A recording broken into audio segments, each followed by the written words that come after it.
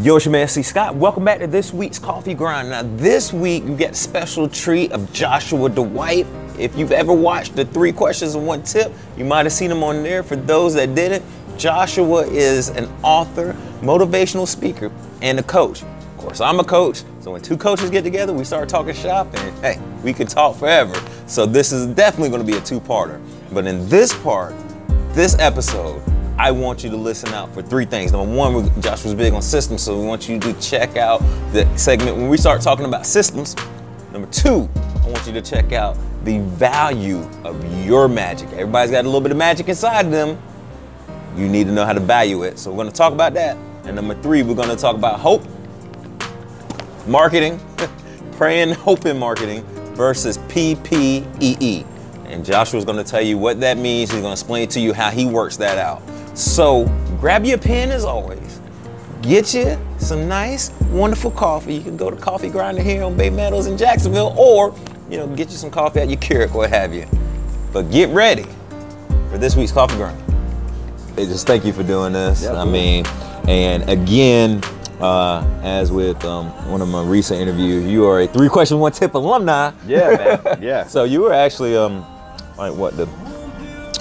think that's the 3rd or 4th person that I had on there, and so I appreciate you doing that. I appreciate you doing this, and just wanted to kind of just chat it up. Yeah, because I know you're big into the motivational space and success and life coaching. Yeah, and I am too. So I think we're gonna bring the peoples some good stuff. Absolutely, man. Well, I appreciate you letting me be here, man. Yeah, you're really good at what you do, and I appreciate the invite. So. Yeah, definitely. So what's been going on since it's been about a little over a year? Yeah, it has been. Yeah. And I know you, because at that point, if I'm not mistaken, the book had just come out. It was a week out. Yep. So what's been going on? Okay, so yeah, that's right. I forgot about that. The book was about a week out when we did that. Yep. You do things and you start to forget what you do and when you do them and everything until context comes back and says, "Hey, we did this." So since then, a lot more clarity has happened. It's something I say a lot of times about being in business and being an entrepreneur. I've started probably 4 businesses now. Okay. And, and something that I really cling to is the best way to succeed in business is to be in business. Yeah. Okay. Right. And what do you expound that? What do you mean by that? Well, a lot of times people like to think that they can get all the cards right first. Okay. I think that's exactly what I thought you meant. Yeah. And they think that they're going to have this perfect game plan. Right. And then they're going to show up and the game plan is just going to go exactly according to plan. Right. And that's how it's going to work. And so what ends up happening is they spend a lot of time. So I have a few business coaching clients. Okay. And specifically for coaches. Right. And so it never fails. They're always like taking so much time on some of the assignments because they're trying to make it perfect and they think that they're going to make it perfect. But what they don't realize is they don't have enough experience yet in the field. That's a huge one. To be able to even make those decisions and alignments to make the money they need to make. Right. So, coming around full circle, the best way to be in business, succeed in business. And so that book was something that I felt inspired to do. It was something I wanted to do. It was on my heart to do. Right. And I put it out there, and it was successful in the field that it was in. But what it did for me is it solidified even more exactly where I want to hone in and exactly where I need to be. Gotcha. There was undertones in the book. Obviously, a book like it's called Self-Made, Achieving Wealth and Success Without a College Degree sounds very motivational speaker-ish, sounds very self-helpish and all of that. Yeah. And that's fine, and that's one realm, but within that realm, there's another realm that goes deep. Well, there's tons of there's lots.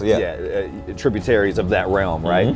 And so within that, I was just able to solidify my realm of where I knew I wanted to be and where I enjoyed being and where my giftings were. Gotcha.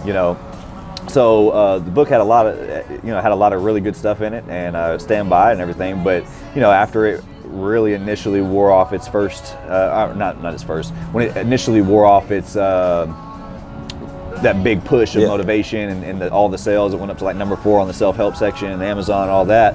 you know, honestly, I had no more motivation to start pushing that anymore. Okay. Because I was going a different direction. Ah, okay. You know what I mean? Yeah. And so it's there, happens. it's a work. Nobody can take that away from me. And I still stand by the work of the book. And if nothing else, I mean, you're still a published author. Exactly. You know? The experience of that, you can't take that away. Right. You know? Right. But I know a lot of people might look at me and say, man, that is really, really dumb to spend all this time working on something and then make money off of it and see that it's successful and then not ride that wave anymore. Right. And you know, you got to know me. Right. And people who've worked with me know I don't do anything that I don't want to do. Right.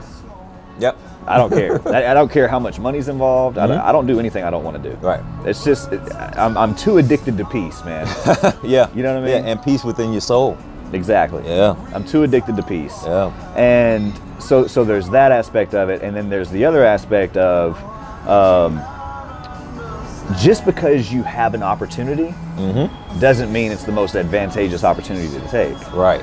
That's actually I was just speaking to a business coaching client this past Friday, and she was really excited because she had just got contacted by a coaching bureau, specifically about health and fitness coaching and things of that nature. Okay. And which is an exciting opportunity. Right. You got that recognition, awesome, okay. Right. But what I was trying to explain to her is, look, this is great, but this is going to take your limited amount of time and resources and take it towards this.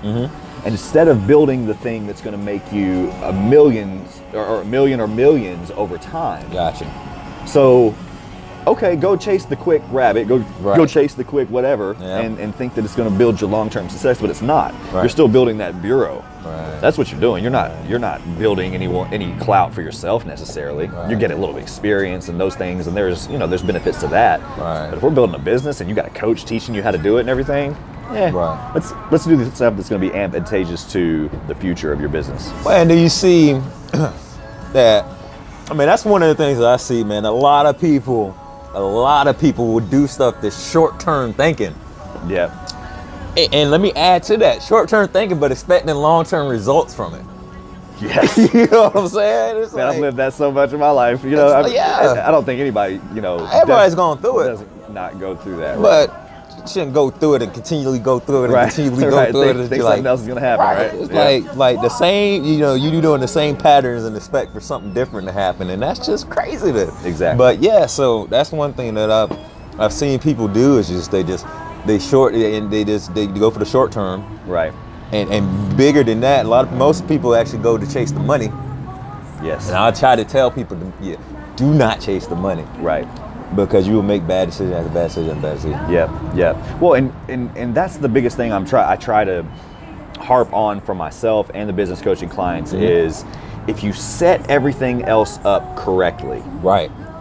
And you do it correctly and strategically, not with hope marketing, not at all this stuff, but you do it strategically. Right. When that happens, it's impossible that the money doesn't come. Right. The money will come, but you have to set it up first. Yep. So chasing the quick buck. And just not to cut you off, but one of the things that we were talking about a little bit before we started rolling was that you're a man of systems. Yeah. Absolutely. So I mean, and I think is that kind of what you're talking about, is just setting up systems in place to build and absolutely, man. The thing that really got me addicted to the system method of business is two things. Number one, Tim Ferriss, 4-Hour Work Week. Okay. Yep.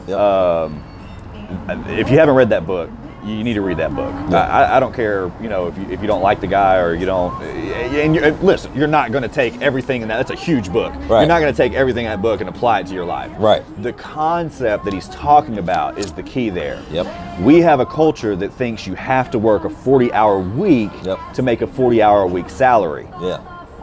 Don't. And with what I was telling you about with that particular contract, technically it should be about 30 to 40 hours a week. Right. I'm not working that, but I'm still getting paid. Well, right. But I mean, I just think just for me in general, right, you've got to have systems. Right. I mean, you've got to have certain things set in place. You just know. It doesn't matter if you're parenting. It doesn't matter if you're going into fitness, whatever. You mean whatever for your personal fitness, for your health, for your whatever. I think you got to have, you know, the systems in place in general. Absolutely, man. Absolutely. Yeah. So that turned me on to breaking out of the cultural mindset that I had to be an employee and I had to do this and I had to do that, because I haven't worked a regular job in, it's probably been 10 years now. Gotcha. Something like that, you know? Because once you find out about it and you realize there's other systems that work, you go, oh, why the hell am I going to go do this then? Right. I'm not going to go slave in a 9 to 5 if I don't have to do that, you know? I'm not saying, and listen, not degrading anybody that's doing that at all. That's it. Like, there's some people who are super happy doing that. Right. Awesome. Right. You found your joy. Good. Do your thing. So there was that, and then there was a process of, okay, how exactly do I set the systems up strategically to make them work for me? Right. And that's when I got a business coach who I actually interned with myself out in Tulsa, Oklahoma. His name is Clay Stairs. Okay. Really good guy, really good business coach. Actually had a similar background for me that came out of you know, the ministry church world into a more secular brand of coaching and speaking.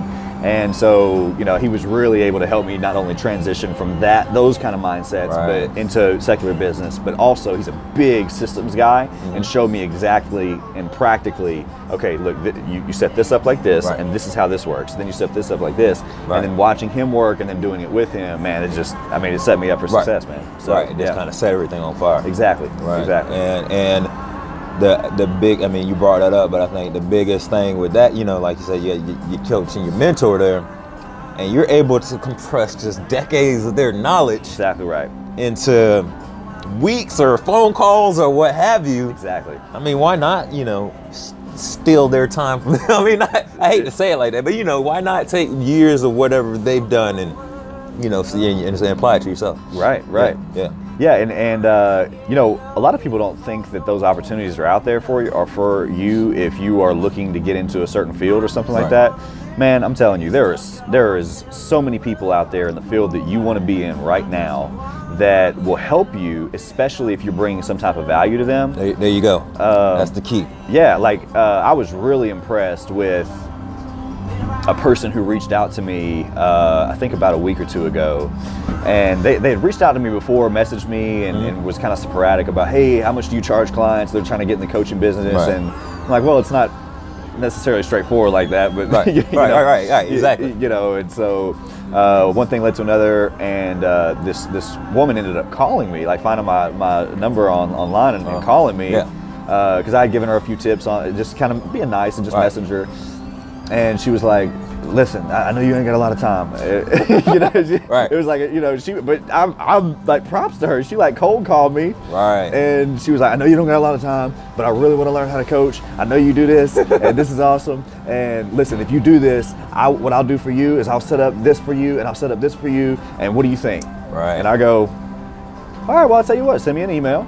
And tell me what you're going to do, and when you send me that email, I'm going to shoot you some of my business coaching things that I like assignments that I send to people.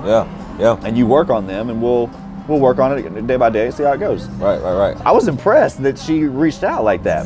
And she saw something that she could do for me, knowing that I'm busy, and came with value off rip. So you know, if you're wanting to, you know, if you're out there and you're wanting to find something like that, you know, make the commitment that you're going to number one, not stop until you find someone to help you. In our social media age, it's so nice because you don't have, that woman was from Brooklyn. Gotcha. So she's, you know, we're in Atlanta right now. I live in Atlanta. She didn't have to be next door to me. So this is great. Now your options are wide freaking open on who you can approach and who you can get help and mentorship from. You know? And it's just a DM message, phone call away. You know exactly. And you can connect with people. But that's awesome, and I agree. It's the important thing is you got to think and bring the value of what can I bring to this person? What can I, or just in general, what can I bring to the table?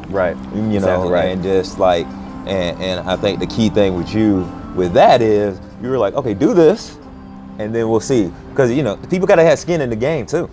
That's why I didn't just say, oh yeah, we're gonna do this. Right. No, I've been down that road plenty of times.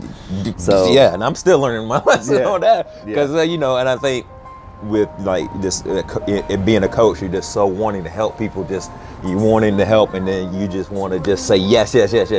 Yeah. But sometimes when you say that yes, you just get into the point of where you're wanting it more than they do, Right. because you just made it. I don't want to say too easy for them, but like I said, they just don't have any skin in the game.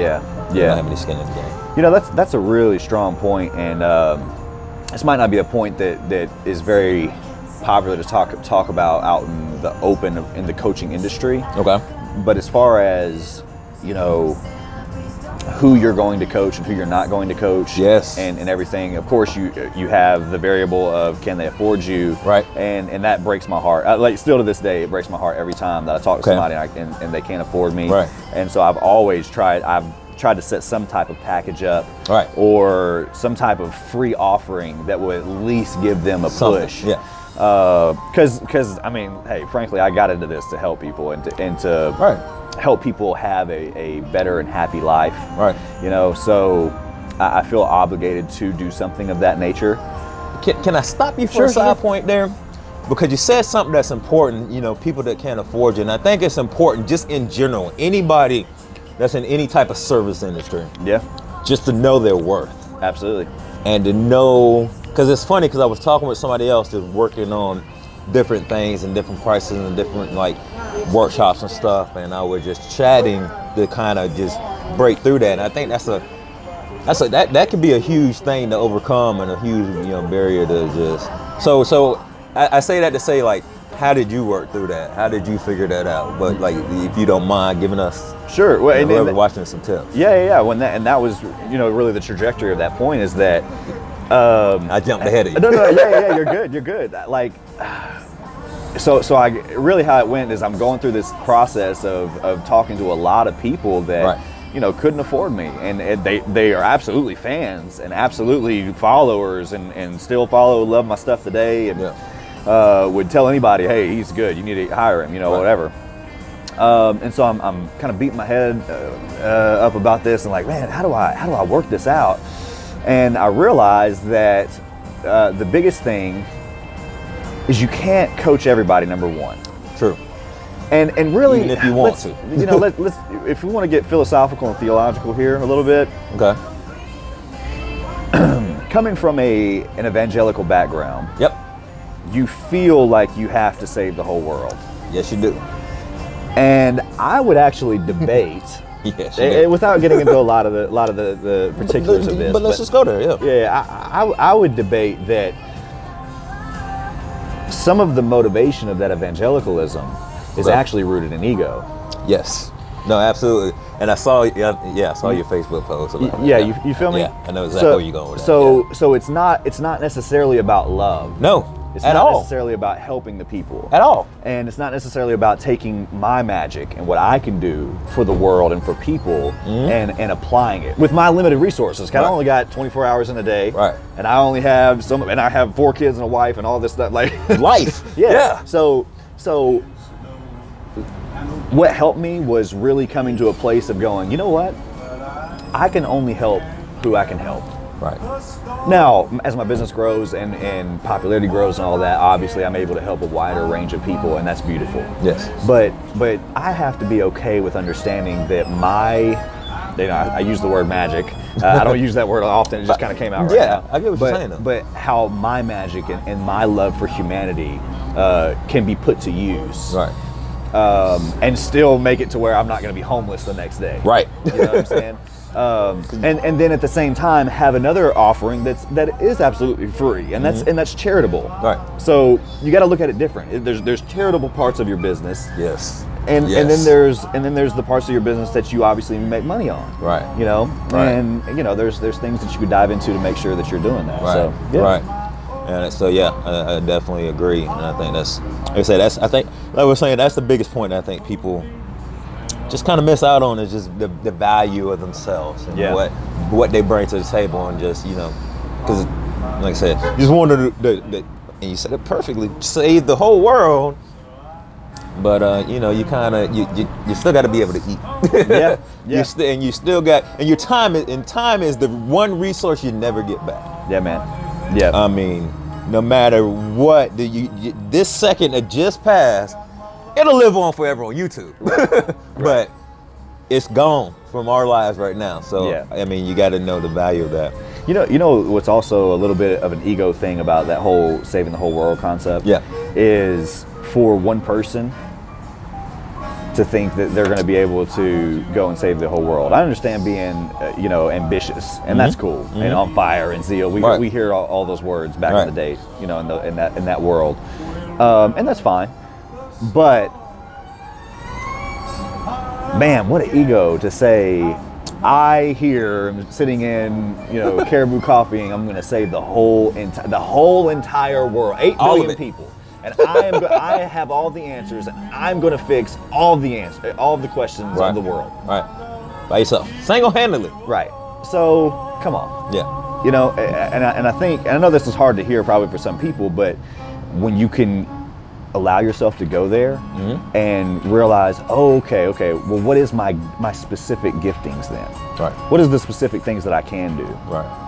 Then you also, not only do you get out of the ego thinking, but you also get out of that condemnation thinking when you don't go save the whole world. Yes. You know what I mean? Yes. You're kind of flowing in your magic there, and you're doing your thing, and you're happy doing it. Yeah, because you're staying in your lane. You know your lane, first of all. You're staying in your lane, and then I would take it a step further is you get very proficient in your lane, and you just, as long as you still working on your magic craft, whatever you want to call it, your passion, whatever, you can become that person, that magician. Yeah. You could say. So important. And just become a master in that lane. That's what I'm trying to get at. Yes. One thing we were talking about before we started recording, and I couldn't it didn't come to mind, but now when you said hope marketing, it came to mind. So one of the things we talked about in the 3 questions, 1 tip, which links up here, it's going to be up here, so if you want to watch it, it'll be up here. I'm just being silly. But the one thing that kind of came up is you were talking about people may even have a business plan that they'll put together whatever their business are and just hope that something happens. And I think it's great to have faith. It's great to believe, but at a certain point in time, you got to put in the work. Yeah. I mean, and for me, and I just want to hear your thoughts on it. I'm just going to say this real quick. But for me, I think it's all about inspired actions, because actions you can beat your head up against the wall, but you need some inspired action. There's just some actions that you just have to take no matter what. Yeah. If you got an Instagram page, you don't ever put up anything. It's not going to do much. Right. But that's those actions you take. But I think it's about inspired action too. Yeah. So if you could just talk about, just kind of maybe dive down that rabbit hole of, what are your thoughts on faith versus action versus?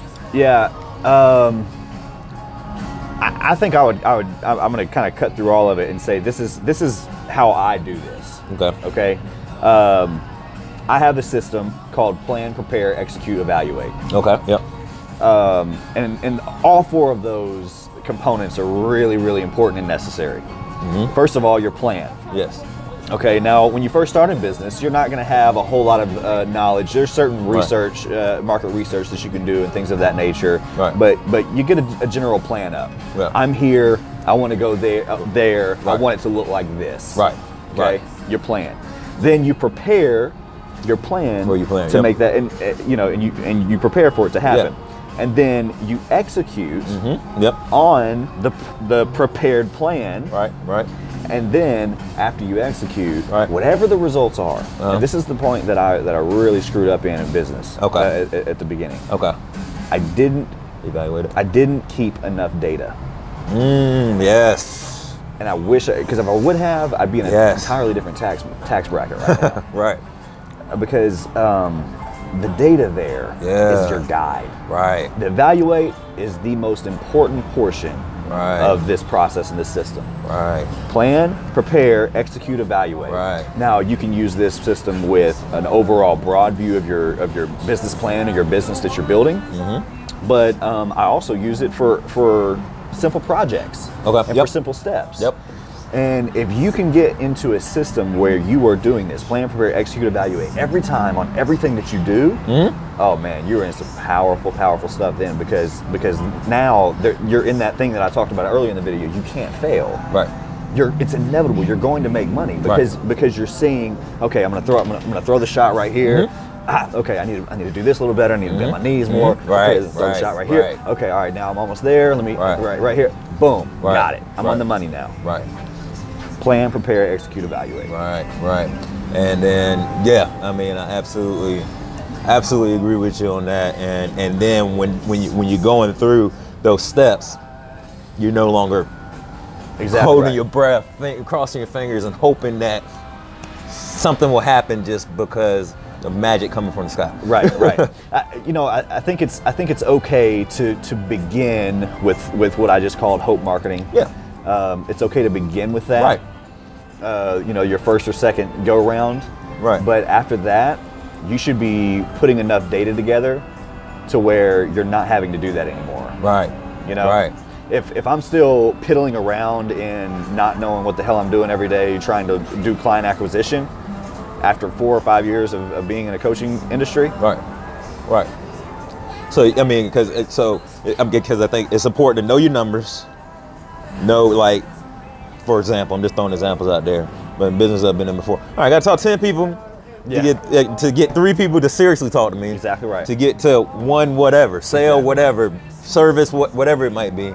But then, on top of all that, you got to have those behaviors in place to get you to when you say behaviors, what do you mean exactly? So I mean, like,